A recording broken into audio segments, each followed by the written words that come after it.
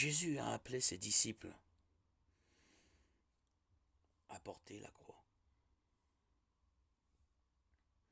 à le suivre. Matthieu 16, 24.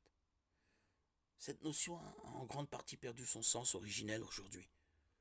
On porte la croix en collier, en bague, en boucle d'oreille. On parle de porter sa croix en évoquant des circonstances inconvenantes ou désagréables. Par exemple, un adolescent en crise. Nous devons garder à l'esprit que Jésus appelle ses disciples à se renier eux-mêmes radicalement. Au premier siècle, la croix n'avait qu'une seule signification possible, la mort. En effet, celui qui voudra sauver sa vie la perdra. Mais celui qui la perdra à cause de moi la retrouvera.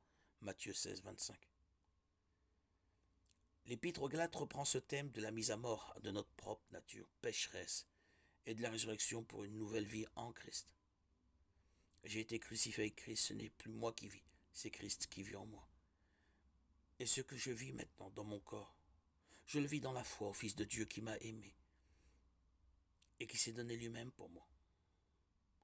Galates 2:20. Il y a des endroits dans le monde où les chrétiens sont persécutés pour leur foi, parfois jusqu'à la mort.